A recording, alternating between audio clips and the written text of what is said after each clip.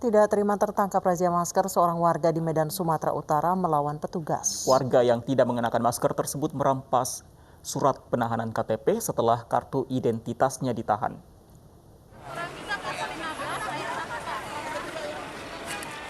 Razia masker yang digelar petugas Satpol PP Kota Medan diwarnai protes.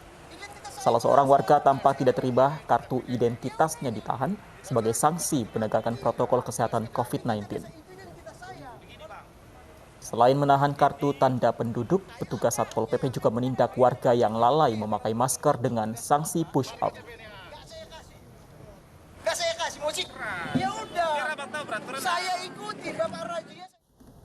Sejumlah pelanggar aturan protokol kesehatan di Sidoarjo, Jawa Timur berupaya mengelabui petugas dengan pura-pura pingsan dan melawan petugas agar terhindar dari sanksi. Aksi pelanggar ini tidak menyurutkan hakim memberikan sanksi denda atau kurungan penjara.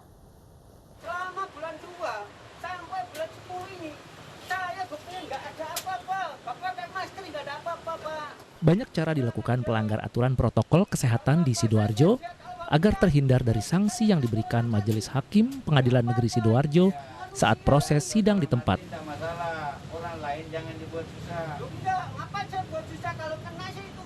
Selain melawan petugas, sejumlah pelanggar yang tidak memakai masker mencoba untuk berperilaku aneh saat terjaring razia.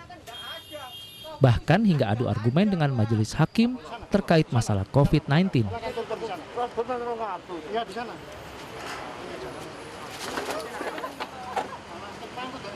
Meski mendapat perilaku tidak bersahabat, tim Majelis Hakim yang memberikan vonis denda atau kurungan penjara kepada pelanggar yang terbukti tidak memakai masker di jalan raya. Kegiatan sidang di tempat akan kita jalankan itu setiap saat di beberapa titik. Bukan hanya hari ini saja, bisa nanti siang kita lakukan, bisa nanti malam kita lakukan. Ini yang akan kita lakukan terus-menerus. Karena harapan kami ini adalah salah satu senjata terakhir pamungkas. Karena upaya yang sudah kita lakukan secara keseluruhan berkaitan dengan sanksi sosial itu tidak dijalankan dengan baik oleh masyarakat.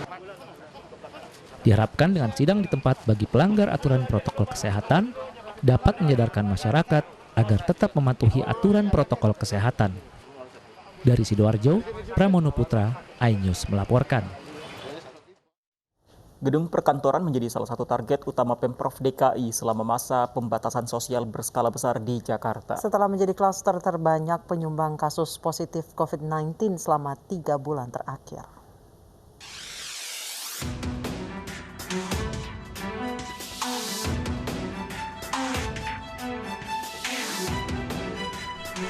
Selama pembatasan sosial berskala besar di Jakarta, pemerintah Provinsi DKI gencar menyidak area perkantoran.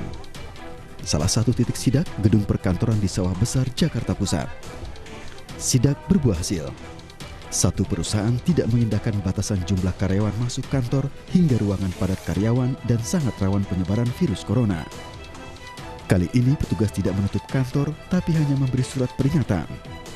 Meski demikian, ancaman kantor ditutup diberikan jika ditemukan lagi karyawan masuk melebihi kapasitas 25%. Karyawannya yang masuk masih menggunakan 50%, padahal dia harus masuknya karyawannya 25% dari jumlah 40 yang hadir 20. Dengan demikian, kita minta kepada perusahaan agar memulangkan sebagian karyawan tersebut. Pimpinan perusahaan mengaku akan mengikuti aturan Gubernur Anies Baswedan. Sementara terkait temuan jumlah karyawannya masuk lebih dari 25%, pimpinan perusahaan mengaku sedang mengatur jadwal karyawan. Saat ini baru 50% penerapan karyawannya, Pak? Iya, betul. Baru 50%. Setelah sidak ini akan dikurangi lagi? Pasti, kami akan kurangi 25% ya setelah keputusan Gubernur yang terbaru ini. Bukan tanpa alasan, kantor menjadi sasaran sidak Pemprov DKI saat PSBB kali ini. Selama DKI memberlakukan masa transisi menuju new normal atau era adaptasi kebiasaan baru Juni hingga Agustus lalu, perkantoran menjadi klaster penyumbang terbanyak penambahan kasus positif di ibu kota, yakni 2.323 kasus. Angka ini 3 kali lipat lebih ketimbang pasar 622 kasus.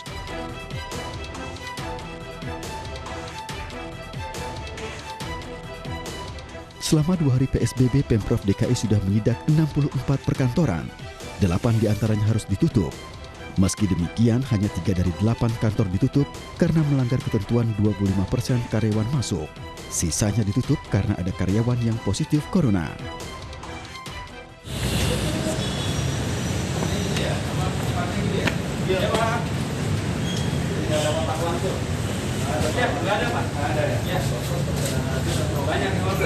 Alhamdulillah banyak Pak. Bisa digaruki ya.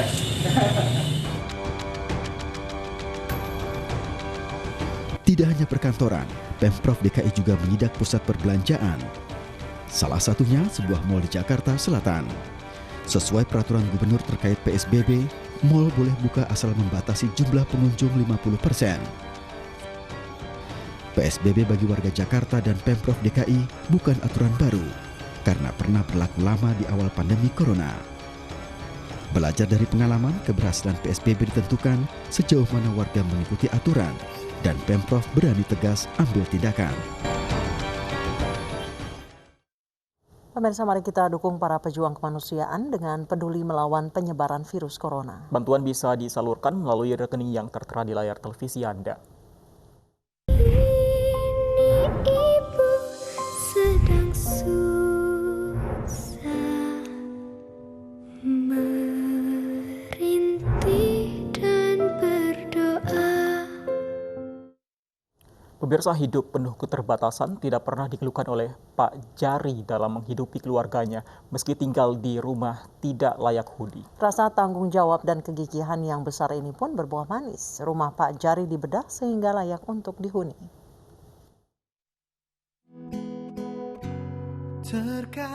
Sebuah wujud kegigihan seorang kepala keluarga yang tak mengenal lelah demi keluarganya selalu ditunjukkan Jari. Untuk menghidupi istri dan 2 anaknya, serta 2 cucu yang dititipkan menantunya karena bekerja di luar kota. Setiap pagi, Jari yang kini menginjak usia 51 tahun memulai aktivitasnya mencari ikan. Selepas mencari ikan dari pagi hingga siang hari, Jari pun melanjutkan pekerjaan lainnya sebagai penjual sate ayam keliling. Meski tidak pernah mengeluh, penghasilan yang minim membuat warga kampung Pabuaran, Desa Buni Ayu, Kecamatan Sukamulia, Tangerang ini tidak dapat mewujudkan rumah layak bagi keluarganya. Kesulitan Jari dan keluarganya mendapat perhatian dari MNC Peduli dan Baitul Mal Muamalat. Rumah yang telah dihuni selama 10 tahun terakhir ini pun dibedah. Jari bahkan tak kuasa menahan haru melihat rumah baru beserta isinya. Sekarang mudah-mudahan tahun 2020 supaya jangan sampai kehujanan, keanginan. Terusnya supaya kepake selamanya. Walaupun dia tidak mampu, tapi dia gigih untuk berjuang menghidupi keluarganya sehingga Allah memberikan rezeki kepada Pak Jari melalui MNC Peduli dan juga Baitul Mal Muamalat. Bakti sosial MNC Peduli bersama Baitul Mal Muamalat ini tidak terlepas dari keinginan mewujudkan keluarga yang lebih baik. Ya, harapannya tentu agar orang-orang masyarakat yang menerima bedahan rumah ini, mereka juga bisa merasakan manfaatnya tentunya dengan rumah yang lebih layak ditempati, yang bisa lebih nyaman untuk keluarga mereka juga, untuk kehidupan mereka sehari-hari, karena that's a basic right gitu, dimana someone has to be able to bisa tidur, bisa tinggal, bisa makan, bisa hidup di rumah yang layak. Tidak hanya bedah rumah, BMM dan MNC Peduli juga memberikan modal usaha dan alat pendukung bagi Jari untuk berjualan sate keliling. Tim iNews melaporkan. Kita ke informasi lain, pemirsa. Timnas U19 kembali berlatih sebagai persiapan menghadapi uji coba selanjutnya. Garuda Muda akan jalani 4 uji coba. Dan pemirsa, informasi dari Timnas U19 sekaligus menutup iNews sore hari ini. Mewakili teman-teman yang bertugas, saya Anissa Dasuki. Dan saya Fandi Asip undur diri, tetap jaga kesehatan Anda. Selamat sore dan sampai jumpa.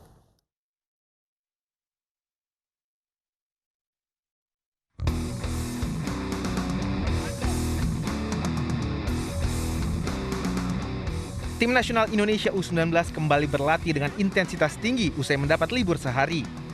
Di bawah asuhan Sintayong, Timnas U19 mendapat menu latihan sehari 3 kali di pemusatan latihan di Kroasia. Sebelumnya pada 3 laga uji coba, Timnas U19 kalah melawan Bulgaria dan Kroasia, lalu imbang melawan Arab Saudi.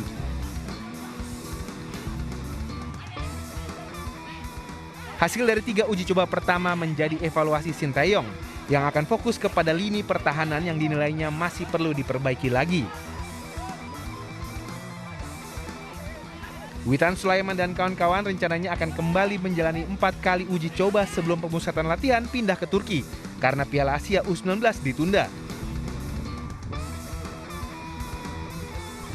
Timnas U19 akan melawan Qatar 2 kali. Lalu Bosnia-Herzegovina, dan diakhiri melawan klub raksasa Kroasia Dinamo Zagreb.